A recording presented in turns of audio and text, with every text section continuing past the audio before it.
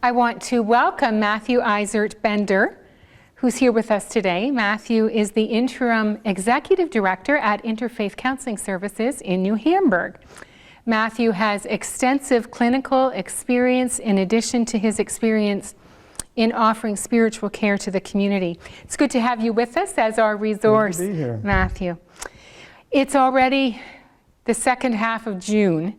We've entered into the fourth month of pandemic, and adjustments to daily life over these past months have been extensive. And I think it's safe to say that across all ages, we are missing in-person social interactions with our family, our friends, colleagues, classmates. We miss not being together in person for worship. And while we're grateful for technology that is keeping us connected these days, it's not quite the same as sitting together, sharing a meal, or hugging grandchildren. And in many conversations over these past months, I have heard the deep ache of loneliness and isolation from those who live alone, from those who are in long-term care. For these friends of ours, this is a really challenging time. And loneliness and isolation is also impacting our children and our youth, parents who are homeschooling, working at home. They don't have the outside supports for childcare. They're missing interactions with colleagues. Our holy God created us for connectedness, for relationship, our connections with others enabling us to survive and to thrive. So Matthew, if you want to speak to us about isolation and loneliness, what is helpful for us to know? Yeah, it's wonderful to be here and to be kind of challenged to sit with this, right? And definitely the very first thought that comes to mind is just kind of echoing what you've already said. That seems to have been a very common conversation among staff at Interfaith as we reflect on conversations, well, just our own personal lives during this time, but also then conversations with clients, this impact of loneliness. As I start to think about it, I just took a bit of time to kind of survey, a few of the kind of the ideas out there, research out there.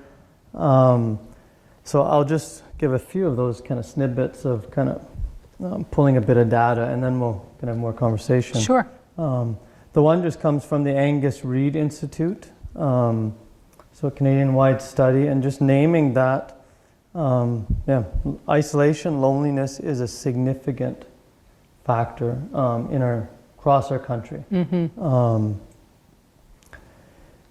And the one piece of this, which you referenced already, is that the increase of living alone definitely can, at some level it seems obvious, but that creates or increases our sense of loneliness. And another piece of that is more and more people are living alone than used to. So that is a part of what, in some ways, what has been highlighted during COVID is that awareness, or a heightened sense of awareness of how many people live alone. If you need to be isolated, in my particular household with 4 teenagers, and my spouse and I, we're isolated, but we're not alone. That's right. But if you're living alone already, and now you need to really be quarantined, for those that that were very strict, but even just that to be isolated, this physical distancing has really highlighted how many people are lonely as a default.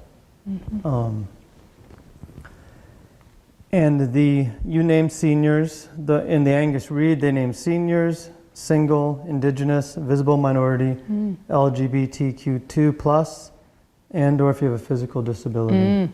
Those were kind of core categories that they named as being predisposed to a higher risk of being lonely. I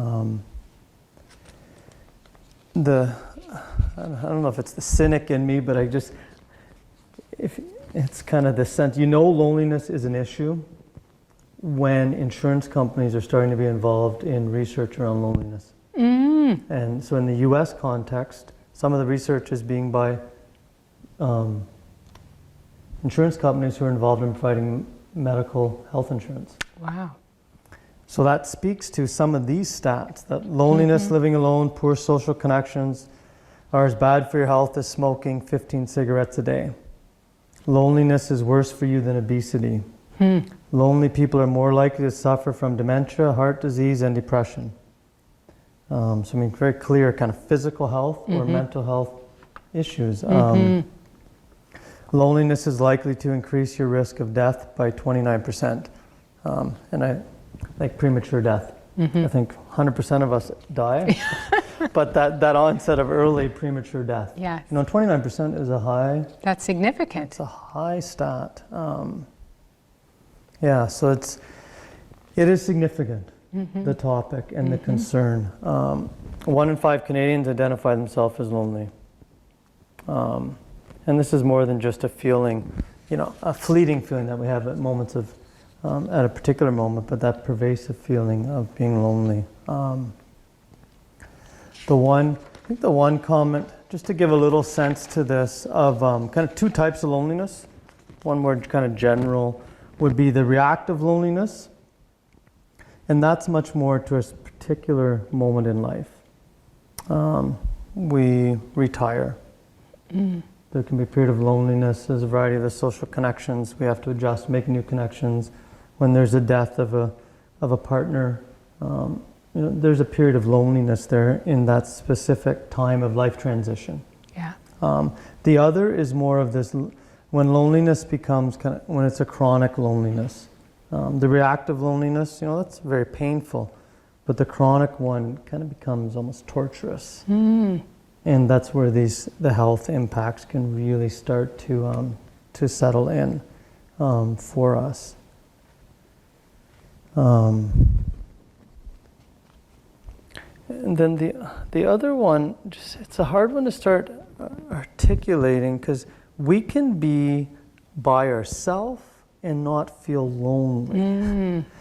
And we can be, the inverse, in a crowd and feel very lonely. Yeah. And that becomes a hard one to tease out when you start getting strategies on what's behind our loneliness. But it doesn't, another way of saying that we can lose sight of an individual in a community that might be feeling really lonely because they're in the group. And so it would be more difficult then to identify it can be really hidden. that, yeah. This sense of, and that person might be feeling really lonely, that they're not quite connected, they don't quite fit in, they don't quite measure up to the expectation, to the standard, so they're not quite good enough, and no matter what they do, they don't quite, that can be there even though you might be in the midst of. That's something really important to be aware of, isn't it? Yeah, and how much of a challenge that can be within a community. Yes. It's kind of the hidden. The person who lives alone, you assume at some level they might be. How do we support that person because they're likely lonely? The one interesting for me when I had just looked at it was around the millennials. And that group coming of age in their 20s, and kind of that millennials are more it was one about millennial females was the one, and I don't have the exact specific data, but the gist of it was are more concerned about being lonely than about their job and kind of having their income. I mean, how pervasive that fear of being lonely and awareness of how significant feeling connected is. I mean, the positive way of saying it is the millennials are recognizing more and more how important connection is. And if we're not deeply connected, all this other doesn't matter. I mean, that's the positive way of framing that. But there's an awareness of, and a deep concern of, I don't want to be lonely. When you were looking at your research, did you find anything at all about how our use of technology contributes to loneliness? Because we often think, well, that's really helping us to stay connected. But I wonder how much that might actually be fueling some of the sense of isolation and loneliness? And I think it's both. Ah, It's kind of this. it's not both, either or, it's both this and. both and. Right? We recognize, during COVID, during this time of increased using of technology, there's wonderful opportunities to see someone's face, have conversation. I have family in South America, I have family in Germany, and the opportunity to have a Zoom connection, and you're in northern, kind of middle Germany, and Bavaria, and Frankfurt, and here in Plattsville, and you can be talking, and you can see each other's faces, and there's connection. So it can enhance that. A phone call, simple technology, just talking to someone on the phone, can be significant. There is the shadow side, of when does it foster some of the talk over the years, of Facebook, and you only see the other's good day, and their highlights. Yeah. And that can start to foster a sense of my life isn't as good as that. And I don't quite measure up. And how that can start to lead, that I'm not quite like that, I don't quite fit in. And that can start to spiral into that sense of leading us to feel like I'm not connected, and into loneliness. And the other piece is, do we have someone that we can call upon? We can have, and I don't know all my technical terms for Snapchat or Instagram and kind of friends and followers, but you can have hundreds, thousands of followers, but do you have 2 or 3 people that you can?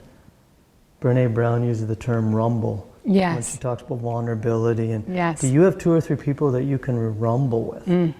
I am scared. Yeah. I'm worried. To really engage with what's going on. Yeah, the raw emotions. And so in some ways that for me is more important.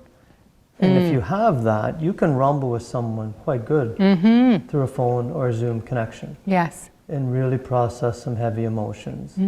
I think something, so that technology isn't inherently bad in that sense, I would say, but it can be deceptive in the sense that we can have many followers, many connections, but do we have a small group that we can really kind of talk to about what really matters? I don't know, and if we need to pack up and paint, or if we need to move, do we have a few people that we can physically call upon to help us with that? Yeah. Yeah. So, what are some strategies or some tools that can assist people, our friends, who are experiencing loneliness or isolation? Yeah. The one, just to kind of, before we go into that, just recognizing we didn't kind of couch it, or didn't say too much about COVID specifically, in the sense that then in this time, I think it's kind of many of us are experiencing an element of loneliness. And for many, it hasn't been chronic. For some, it's almost like, well, this is kind of normal for me.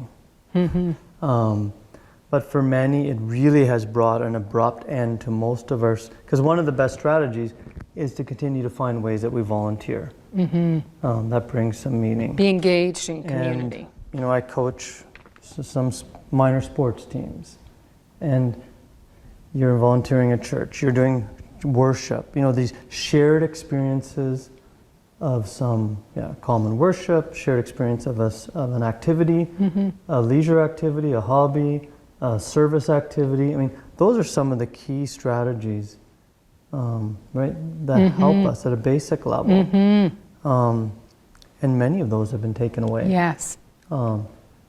And the concern, in kind of mental health conversations among other counseling agencies and like the community care concepts, and Woolwich Community Family Center and the Wilmot Family Resource Center, who all work overlap of Elmira from the Hamburg and as well as the area as well, right? And the conversations with the leaders in those, like the concern about loneliness for seniors, the concern about domestic violence, and some of the, when we're isolated and we're from anxiety to just mental health, you know, we fall into negative patterns. Those are definitely the concerns being named during this time. Specific to seniors, it's recognizing the variety of programs that are offered that break up loneliness. And especially for those seniors who are not living in a retirement home. Even in a retirement complex, it's become compromised because not nearly as many of the activities are offered. And for some time they needed to eat in their rooms. And very few programs, but for those definitely living on their own. You know, so if you're, I'm not going to say exactly, but you know, a type of an example of, you're talking with someone who's been married 65 years, they're recently widowed, they're living on their own, they used to go to a day program, they used to volunteer there, families, 2 children, you know, one's living 2-3 hours away, the one's living south of the equator, and they're 2-3 months into being widowed, and now they're all alone. Yes. They were going to be feeling quite lonely and isolated to begin with during that time of grief. And then all those external supports are taken away. I mean, it's a very, And I think many of us, just your parenting, or if it's your first child and it's 3 months in and basically hardly any of your family has held the child yet. Maybe no one's held this child. You wanna, be proud. That's right. Mennonites shouldn't be proud, but you know, you want to be proud. You want to share, right? Yes. You glow as this is my child, you know, and they hold it and they're excited, and eventually you get a bit annoyed because you want to hold your child again because everyone else is holding them, but you're not having those opportunities. That's right. That's lonely. Yes. And you feel, because part of loneliness, as I said, is that we question whether we're good enough. We question if we're doing it right. Some of that, and that's part of what we get. People doubt and people give us suggestions and we ask questions and we get some confirmation of how we're doing it. And that, okay, I can do this, and I'm not alone at this, and I'm doing okay at this. I have support. Those are significant. So much, the natural ways we've done that we're really restricted in them right now. Yes, we are. So that gets to this, you know, what are the little things we can do? And this is where technology, video chat, you know, to reach out the way, the phone call, to send a little text. They are valuable. A card in the mail. A card in the mail. I think, how many years has it been since I've sent a card in the mail? Yeah, this is an opportunity that we have amidst COVID, for sure. Yeah. And to not dismiss the significance of that. Yes. You think in a family context, you think in a church context of an individual or two. Sometimes it's formal, often it's informal, but most church communities I've been in, there's a few who are doing the ministry of caring, and often it's through a card or a little text or a little note. And as I said, sometimes it's structured through a caregiving team. Yeah. And often there's a few who just kind of do it. And that's powerful. Yes. So to not underestimate that, but we almost need to be more intentional right now. That's for sure. So being very intentional to be reaching out in whatever means that might be. Yes. And it's one of the challenges in this specific time as far as that, you know, participating in church activities, joining a club, some of those things are taken away. Yes. So, you know, 4 of the guys I coach with, about a month into it, we had a Zoom the one evening. It's not my preferred way of talking, but the 4 couples, we did a Zoom meeting. Last weekend, I think it was last weekend when the 10 we sat together in someone socially distanced outside. Yes. And it was really nice to be physically together. Yes. So there are ways safely we can do that right Yeah. now. Yeah, and it's, when is it a bit of when we're not at our best, we tend to fall into all or nothing thinking, right? So if it can't be this, well then there's nothing. And then we got to take a deep breath and go, okay, no, it can't be this. This is ideal, but what is there? What can I do? So thinking of the possibilities and the opportunities. And it won't be as much as the ideal. Yeah. But you even get in, different individuals were started to make masks or gowns. There's still something in that, the feeling I'm connected to the greater good. I'm doing something to help. Would it be nicer to be in a group, having coffee together and sharing a snack and making those masks? Absolutely, it would be. Right? Yes. Like, Yes. without a doubt. Yes. But still there's something, so that all or nothing would be then, well, if I can't do that, then there's nothing I can do. Yeah, I'm all by that's myself, there's no way helpful. I can contribute. Yeah. But there is some sadness in that, because that's partially why we do all or nothing, because if we accept that there are some things I can do, then we also have to face the ways that it doesn't feel as good, and some of the sadness that does bring. Yes. And learning to sit with our sadness sometimes and not pushing it away, but sitting with it in order to be able to move through it.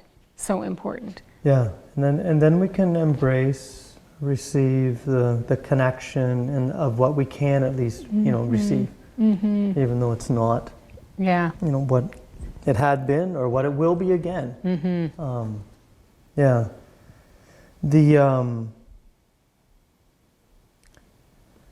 The other piece, or another piece of this is more that how loneliness can very much starts to slip into just kind of more of a mental health concern and some of the negative patterns that we can slip into, right? So just some of the ways that we need, the importance of becoming aware of our thought patterns. The all or nothing is one specific example of that. Yeah. And there's cognitive behavioral therapy. There's a variety of things that working with our thoughts and how they're impacting us, and how at a certain point they are part of what's keeping us alone, or keeping us from seeing the connections that we do have. And that is part of, and another example or language can be used as just gratitude. How do we focus on gratitude of one way I've been connected today? What are two? So to take that on as a practice, a daily practice. And what are two or three ways I was connected today? That's something all of us can do, no matter what age Yeah. group is doing that. And It's a great idea. typically there is, right? There Yes. are a few things that we can note where we felt connected, or where we did something for another, or where someone did something for us. And especially in times of much change, so that kind of when loneliness comes through a transition time of life, but also this larger loneliness in this COVID time, it's a lot of transition. Yes. But so how to, in the midst of that, to see what still is there, or where there is connection.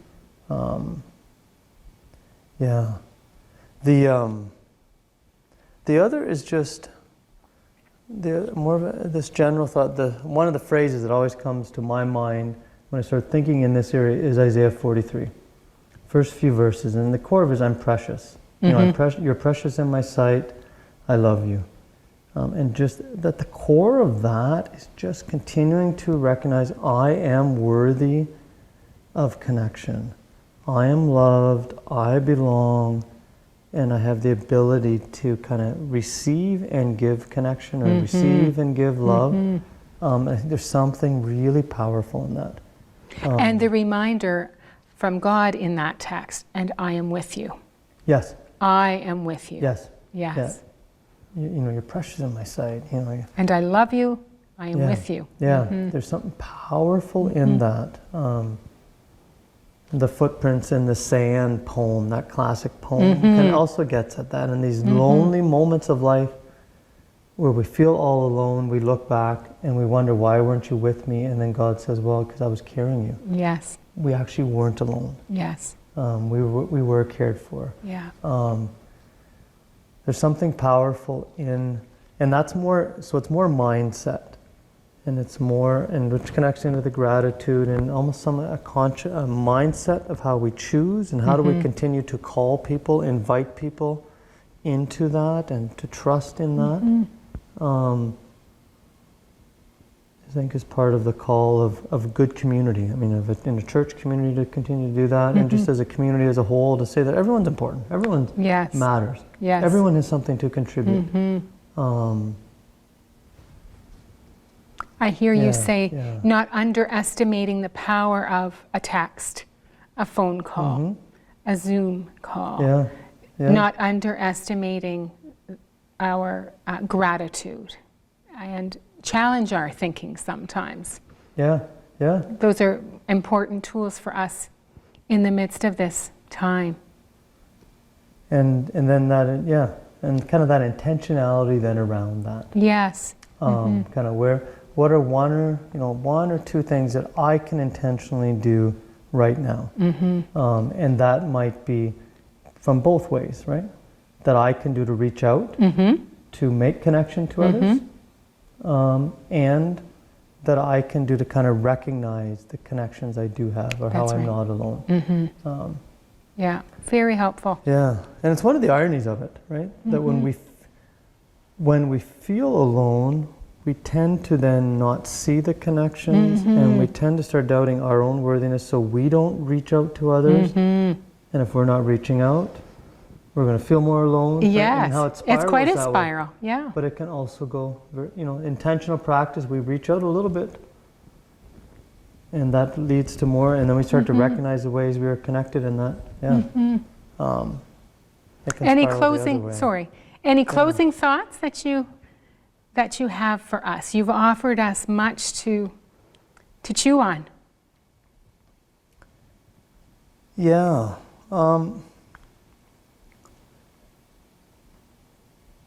The